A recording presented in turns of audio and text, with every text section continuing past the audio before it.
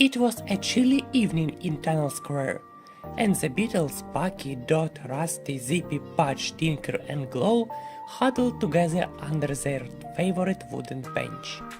The rain from the previous day had left the ground damp, and the scent of wet pavement filled the air.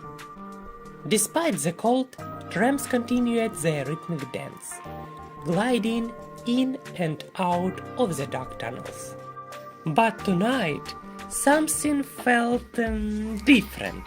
The Beatles couldn't shake the feeling that something unusual was about to happen.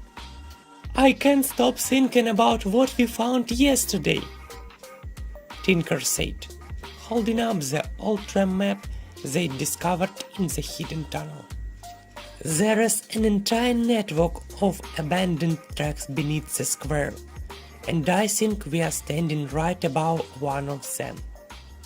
Bucky nodded, his antenna twitching with excitement. "Then we need to figure out where they lead." Suddenly, a faint, eerie whir echoed through the tunnels. It was a sound none of them had ever heard before, a slow, almost ghostly hum. "Did you hear that?" Dot whispered, eyes wide. Rusty perked up. "Yeah, and look!" From the deepest, darkest tunnel a tram emerged.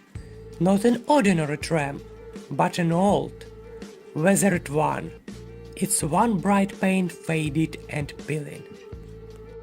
Unlike the bustling trams of Tunnel Square, this one glided silently, as if it belonged to another time. The sign above the front window read only one word: "Nowhere." The Beatles stared in awe as the strange tram rolled to a stop with a soft hiss, its doors cracking open. "Nowhere," Pudge gulped. "That doesn't sound like a place I wanna go." "But what if it's the secret line?" Zippy asked, his wings buzzing with anticipation. "What if this is our chance?" Bucky took a deep breath. "There's only one way to find out." Before anyone could argue, he scurried onto the tram, and one by one the others followed, their tiny feet stepping against the cold metal floor. As soon as they were inside, the door slammed shut with a sudden clang. The tram jolted forward, picking up speed as it entered the tunnel again, leaving Tunnel Square behind. The Beatles huddled together under a seat, watching nervously as the dim lights inside flickered.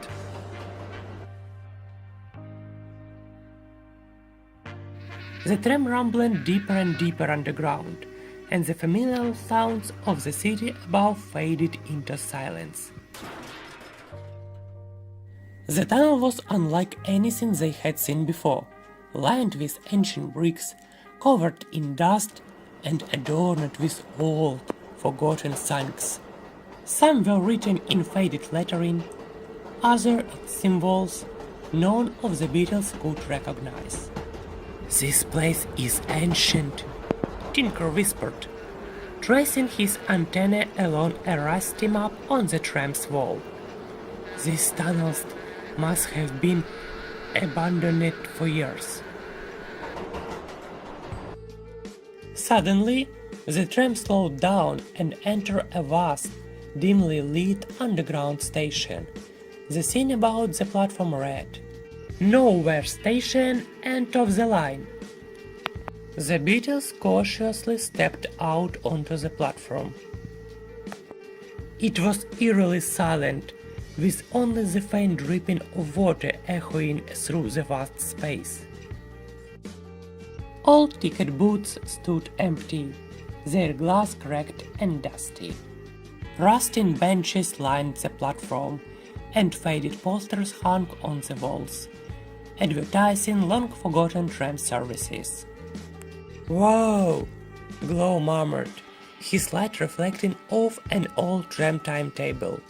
It's like stepping back in time. Dot shivered. Do you think anyone still comes here? Bucky glanced around.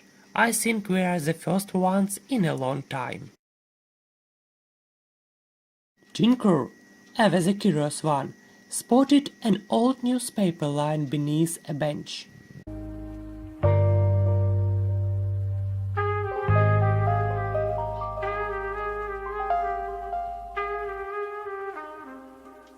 He brushed off the dust and squinted at the headline. Secret line discontinued. Too many strange incidents reported. Zippy gulped. Strange incidents? What kind of incidents? I don't know, Tinker said, flipping through the pages. But it says passengers claimed to see things in the tunnels. Things that didn't belong there. Rusty snorted. Ghost stories. Boo! But Dot wasn't so sure. What if there's something down here? Maybe something humans don't know about anymore. Just then, a faint rustling echoed from the shadow of the station. The Beetles froze. What was that? Patch whispered, his belly trembling. Bucky motioned for them to stay quiet as he crept towards the noise. There, behind an old ticket machine, they spotted something unexpected. A small, glowing figure. It was a beetle! An old, dusty beetle, with a tiny conductor's cap on his head. His eyes widened in surprise.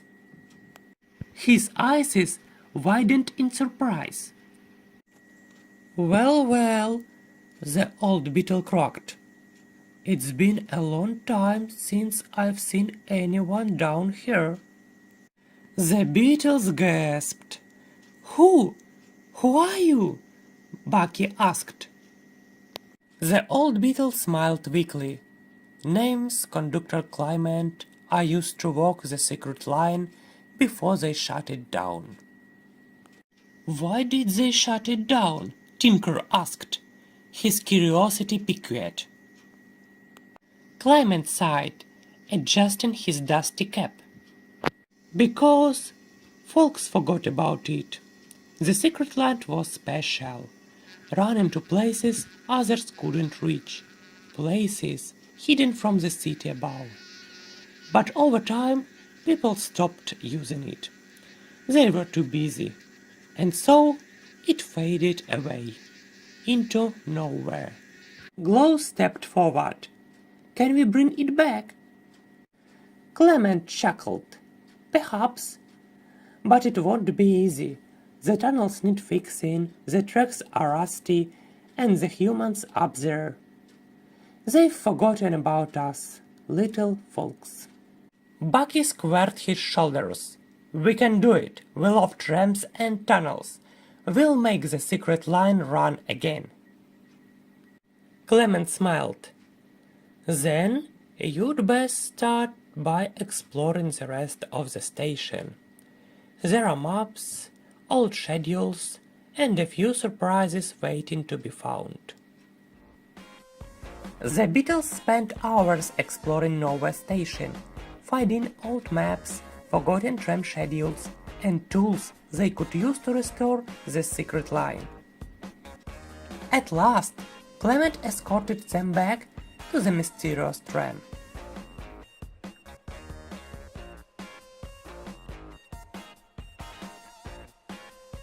Take this with you, he said, handing Bucky an old gold tram token. You'll need it if you ever want to return. The Beatles climbed aboard the tram, and as it rolled back into the tunnel, they watched Nowhere Station fade into the darkness.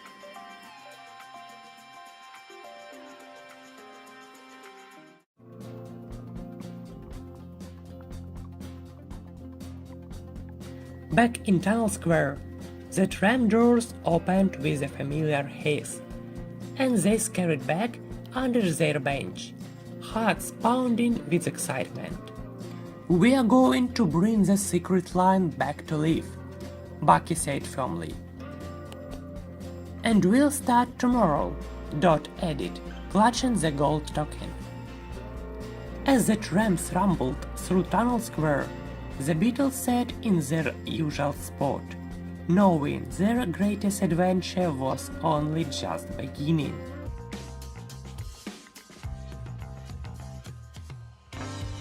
To be continued.